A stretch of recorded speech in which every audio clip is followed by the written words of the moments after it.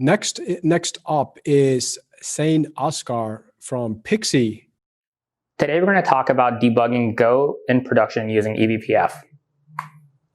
So before we get started, a little bit about me. I'm Zane, the co-founder and CEO of Pixie, along with being an adjunct professor of CS at Stanford. In the past, I worked on both machine learning and systems work, and today we're going to talk specifically about using eBPF to debug Go applications. So what is the developer problem we're looking at? So when you're an application developer and your program is misbehaving, typically you just go look at your logs and see what's going on. And a lot of times the logs are just not in the spot that you need them. And what you end up having to do is, if you just want to see where some variable is when it's getting called, you typically go in there, add the log, recompile and redeploy your application, and get the results that you want. So let's take a look at a simple test application to see how this might work. So here's like a very simple function called compute_e, which actually, you don't have to worry about the details, but basically it tries to compute the value of e based on the number of iterations, and it does an approximation. So we wrap this with an HTTP endpoint on /e, and you pass in a key called iters with a number of iterations. And like I said, this is just a small part of the code, just so we can understand how this is going to work. So, what if we find some problem and we really want to know how many iterations this function ran for? What you typically do is go stick a printf in here and say, okay, these are the number of iterations, and it was associated with this request. But what do you do? The code's already running, and you don't really want to go and recompile and redeploy the application. So you have a few options, right? The first one is you just go ahead and deal with it, recompile and redeploy. The other options are using things like a debugger or something that can stop the code and may not be safe to use in production.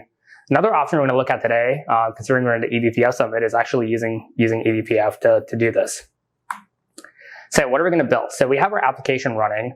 We're going to try to write a BPF program that'll basically hook into the application using uprobes. And that BPF program will write to a perf buffer, which will read with a separate binary called a tracer. And, we don't have a lot of time, but we're going to try to build this during this talk real quick. So diving into the details, I just compiled the application and took a look at where compute_e is located. You can object dump the file to figure out where symbols are located in binaries. There's a blog post on this, so feel free to reference that for more details, because I'm going to go through it kind of fast. But basically, I find out an address where compute_e is located.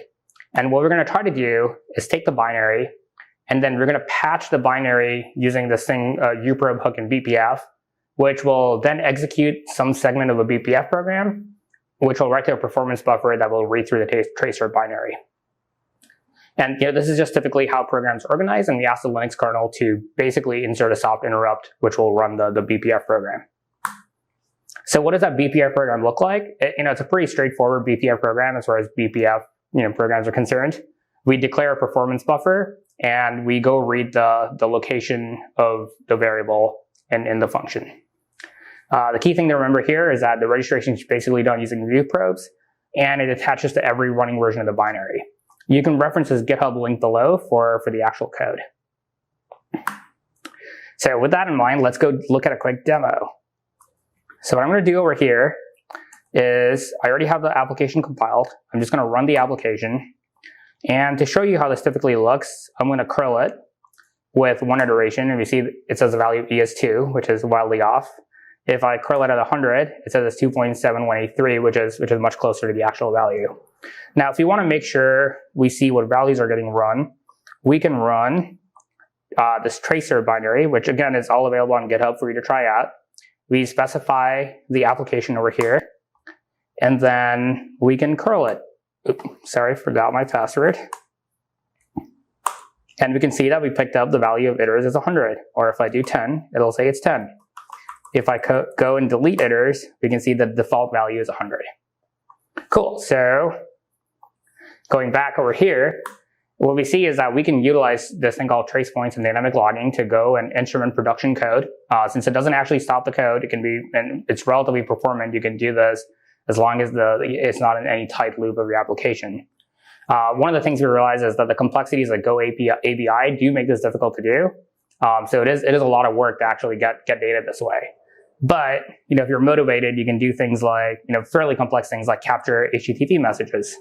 With that in mind, we can go to a quick demo run an HTTP trace here.